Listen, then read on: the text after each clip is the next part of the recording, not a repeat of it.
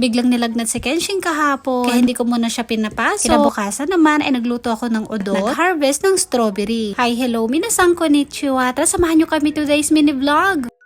Hello po mga auntie, good morning. Magluluto nga pala ako ng udon. Bali, nagpapakulo na ako ng tubig. Kuha lang tayo ng 3. Papakuluin ko nga lang pala ng mga 12 minutes. Ito po yung gagamitin ko sa paggawa ng sabaw ng ating nilulutong udon. Bali, naglagay nga rin pala ako dito ng tubig kanina. Titimplahan lang natin. Tapos, maglalagay ako ng konting dashi powder. Tikman din natin para malaman kung tama na ba yung timpla. Pwede na to para sa akin. Kung kulang pa yung lasa, pwede kayong magdagdag ng mensuyo o kaya naman dashi powder. Dahil wala akong negi, kaya eto na lang yung ilalagay ko. Sibuyas. Para naman may konting sahog yung udon natin. Si Kenshin nga pala mga auntie, dahil nilagnat po siya kahapon, kaya hindi po siya pumasok today. Pero okay na po siya mga auntie. Hindi na po siya nilalagnat. Maglalagay nga rin pala ako ng itlog. 4 na peraso. Hahayaan ko lang niyang maluto. Luto na nga rin pala itong udon. Bali, hinugasan ko to kanina. Lagay na natin. Luto na din yung itlog. Hi! Iba? Hi, dik tayo! Kakain na po si Kenshin. Ito na po yung niluto kong udon. Itadakimasu. Hi!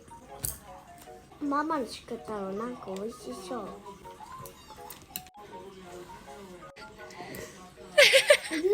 Good! Atsuy! So. Very good. So, sarap na sarap ang anak ko. Mama, nasko to, oishi? Mahaba na naman yung kuko niya. Oh, mamaya puputulan ko to. Kaya i-nail cutter natin. Very good. Ato dewa, ichigo tabete mo ne.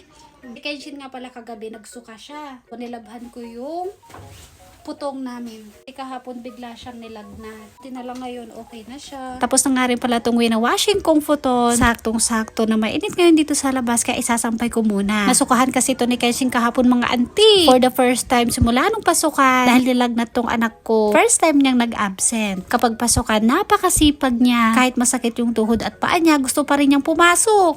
Dami po oh. Putulin tong isa tapos ilalagay ko sa base. Ano kayang tawag dito sa bulaklak na to?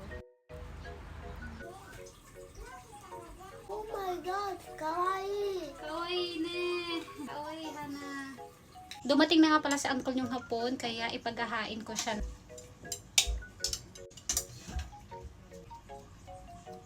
Wow! Oh my god. Papa! Thank you, Kenshin! Ito naman yung pinagkainan kanina ni Kenshin. Tara, kain po tayo. Sabiru? Kakain na naman daw si Kenshin. Oishikatta?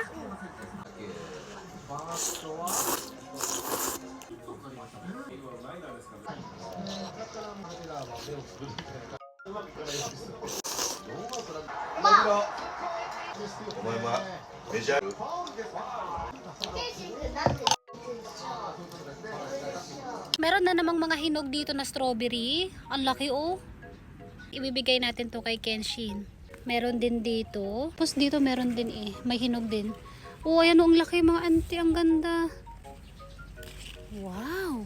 Ang sarap nito oh. Ang laki.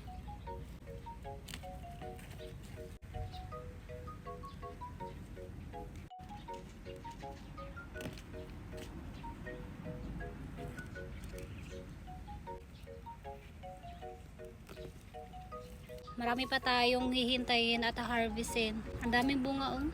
Ito na yung mga na-harvest natin. Tuwang-tuwa na naman yan si Kenshin dahil meron na naman siyang strawberry. Ang bango. Dozo!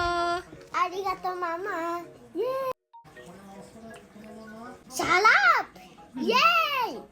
Nakakatuwa yung tanim kong strawberry doon sa labas. Halos kada linggo ay maraming nahihinog. Kaya naman tuwang-tuwa si Kenshin dahil meron na naman siyang kakainin. Yung strawberry, tinanim ko talaga para sa anak ko. Yun din kasi yung isa sa mga favorite niyang prutas.